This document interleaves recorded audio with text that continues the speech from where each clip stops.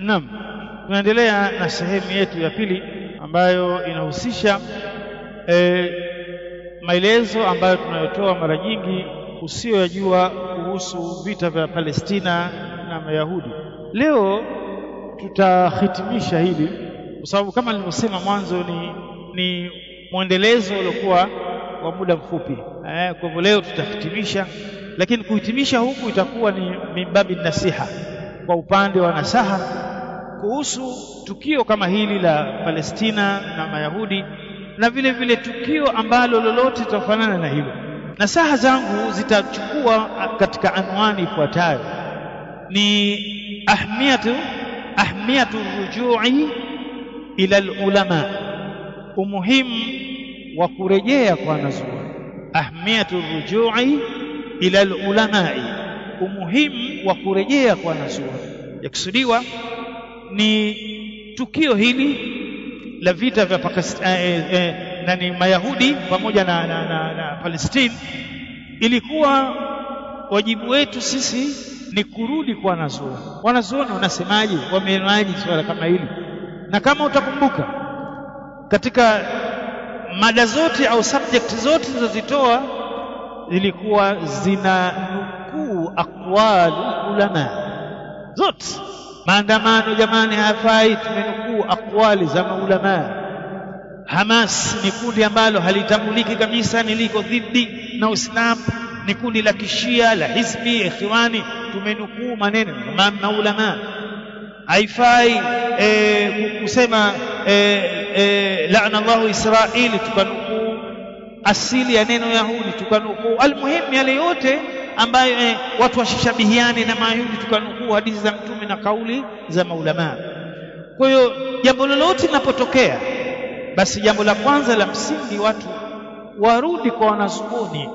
Allah subhanahu wa ta'ala anasema katika surati An-Nisa aya nambari 83, wa idha ja'ahum amrun, na linapowafikia jambo min al-amni au al-khawf, ikiwa jambo la amani au la hofu, adha'u bihi, wanalitangaza.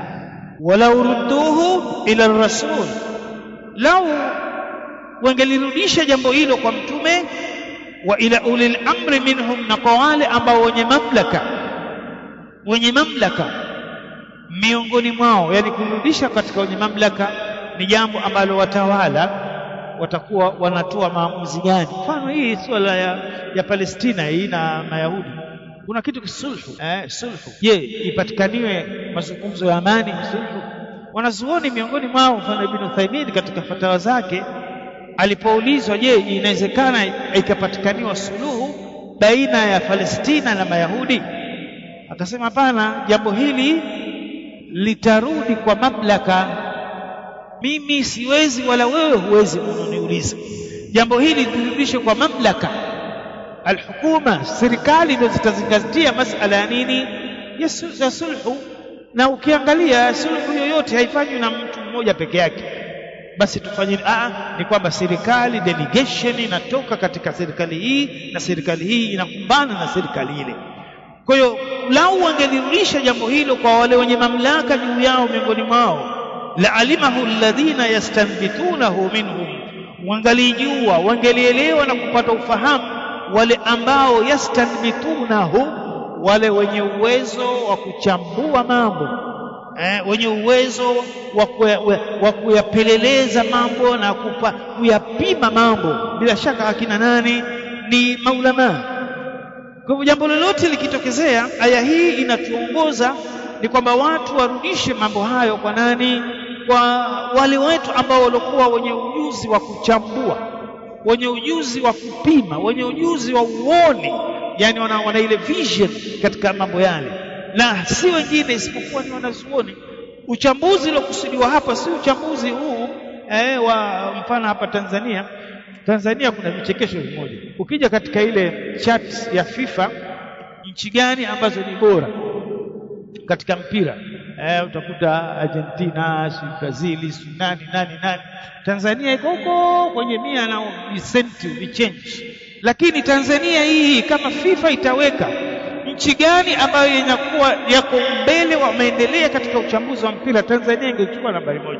Kila mtu mchambuzi wa mpira, kila mtu hata hakucheza kandini ile chandimu hakucheza, naye anachambua mpira. Unajua pale lile goli lile wakati unapigwa mpira, angalia sasa, huyu alikuwa tayari offside.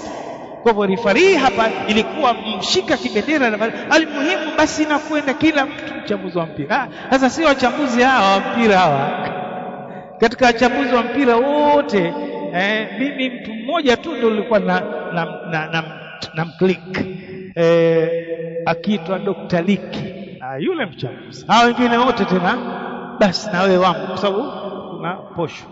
Anasema As-Saadi, wa fi hadha dalilun, katika aya hii kuna dalili liqaidati, katika aqaida ambayo al-adabiyya ya kiadabu, wa hiya annahu idha hasala bahthu fi amrin min al-umuri yanbaghi an yawalla man huwa ahlu dhalik. Likitokea jambo lolote ambalo inabidi sasa watu wapate ufafanuzi wake, basi anasema Saadi, jambo hilo watu walirudishe kwa wale ambao wanastahiki, ambao ni wanazuoni.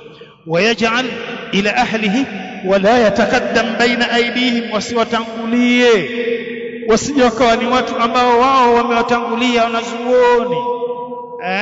Ikawa mtu yeye ati ana maoni yaliokuwa hot cake kuhusu Palestina na Mayahudi kuliko Ibn Uthaymeen, kuliko Al-Albani, kuliko Sheikh Mukbil, kuliko ikawa mtu yeye ati ana broad minded, unajua bwana hii vita bwana anasema tusiwatangulie wanazuoni katika mambo mbalimbali.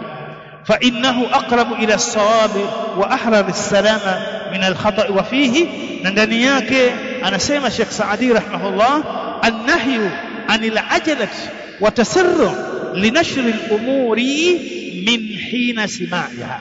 Aya hii inazuia, kuna katazo la kukimbilia, al-ajalat wa tasarru, kuharakia nini, an-nashru al-umur, kueneza mambo wakati pale umesikia tu. Bimaana ya kwamba hii mitandao yetu, kwamba mtu kasikia kaona. Kwa hiyo aya hii inamkataza mtu, ikawa sasa yeye kumbe habari zenyewe pengine hazina uhakika. Hao wenye hii mitandao wenyewe akina Instagram, sio akina X zamani Twitter, sio akina TikTok, akina nani, wao wamekiri ya kwamba taarifa zinazopakiwa katika mitandao yao 80% ni za uongo, fake news, na 1% ndogo zinakuwa ni za kweli.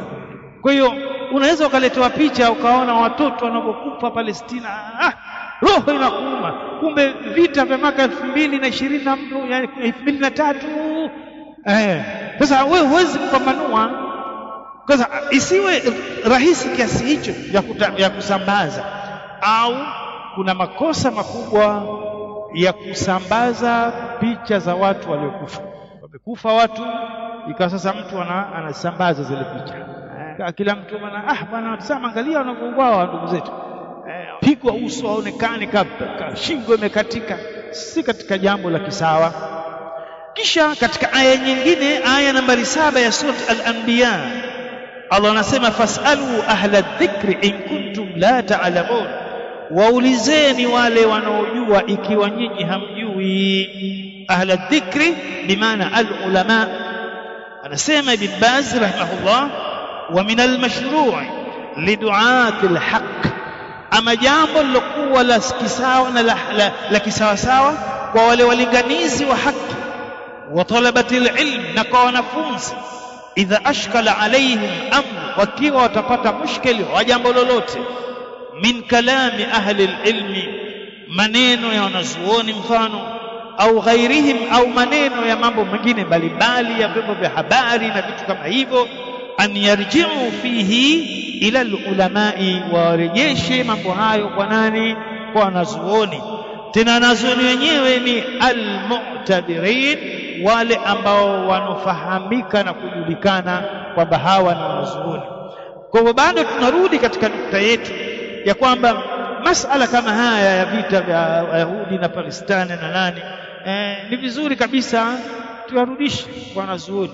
Kwani wanazuoni wamesemaje? Wanazungumza nini kuhusu vita hivi? Tukiacha hivyo, basi mara nyingi huchukua mkondo wa mambo yafuatayo. Kivipi? Jamani, ndugu zetu wanauawa kule, tuandamaneni. Kwa watu wanaanza kuandaa maandamano. Maandamano yanafanyika huko ulimwengu mzima mnavyoona, lakini tushaeleza hapa msimamo wa Uislamu kuhusu maandamano. Maandamano hayafai. Sasa ikiwa hamkurudi kwa wanazuoni, mnajikuta sasa mnaandamana.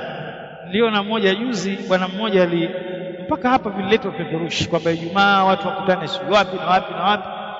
Yule bwana mtu wa harakati, sitaki kumtaja, baada ya Ijumaa akaenda pale sio Mnazi Mmoja sio wapi, kadakwa pale akaingizwa ndani ya gari. Sasa maandamano yanakuwa katika hali ambayo watu kabla ya kufanya, hebu waulize wanazuoni, bwana tunataka tuandamane kwa ajili ya ndugu zetu wa Palestina, vipi? Kuna kauli yoyote huko labda ya mashekhe na hivi jaiz au hivi, au tufunge? Au amshaye kusikia hivi yakatoka matangazo katika mitandao yote, Waislamu wote duniani kesho tufunge. Kwa ajili ya nini? Kwa ajili ya kuwanusuru, yani Allah anusuru ndugu zetu wa Palestina. Nakumbuka kuna shekhe wetu kule Mombasa anaitwa Abu Hashim, siku hiyo usiku wake au mchana wake akatoa clip ambayo anaelezea kwamba jamani, hakuna sunna ya kufunga kwa ajili ya kwamba mnawaombea watu wanusuriwe. Sunna hiyo hakuna, funga hiyo ni bid'a. Funga iko Jumatatu, Alhamisi, funga yaum Beidh, funga Nabii Daudi, funga ya Arafa, lakini funga hiyo hakuna. Kwa hiyo ukisikia tu vuguvugu lolote sisi tufanye, uliza kwanza, rudi kwa wanazuoni, bwana tumeambiwa tufunge pale mtaani kwetu kuhusu Palestina, vipi? Au kuna watu vile vile wanazungumza tususieni bidhaa bwana, bidhaa zozote ambazo zinatengenezwa na nchi ambayo inaisapoti kule Palestina tusinunue. Hii vile vile watu warudi kwa wanazuoni, je, hili likoje? Kwamba ndio tushirikiane sote tusinunue soda Pepsi. Mimi soda Pepsi ukiniletea naipiga. Pepsi bwana wa Palestina yani hapa, mimi naipiga. Sasa nipe dalili kwa nini usinunue? Unachangia. Sasa nani kasema? Sasa turudi kwa wanazuoni katika hali kama hiyo. Vile vile kuna baadhi ya maeneo watu wanatembea na bendera kwenye viwanja vya michezo, mara mtu kaingia uwanjani na bendera la Palestina, wengine wanavaa t-shirt, wengine wanavaa Palestina, wengine alimuhimu. Sasa vitu kama hivi vyote inabidi turudi kwa wanazuoni, bwana hii haifai. Wengine kuna marathon nimeiona katika mtandao, wale walioandaa wanasema run for Palestine marathon, yani kwa maana marathon ambayo kwa ajili ya kuwachangia Palestina. Dakika za mwisho kabisa walioandaa wanatoka kwenye vyombo vya habari, ndugu wanahabari, tunapenda kwa taarifa ya kwamba ile marathon ambayo ilikuwa ifanyike kesho basi haitofanyika kutokana na sababu ziko nje ya uwezo wetu. Wamepigwa pini kwenye mchezo na dola.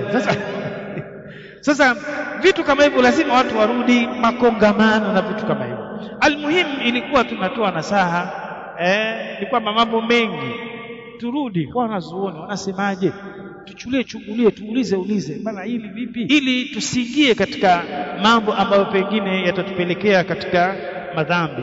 Naam, lifuatalo ni tangazo. Kesho darasa la Abu Aimani na kesho kutwa Jumanne halitakuwepo.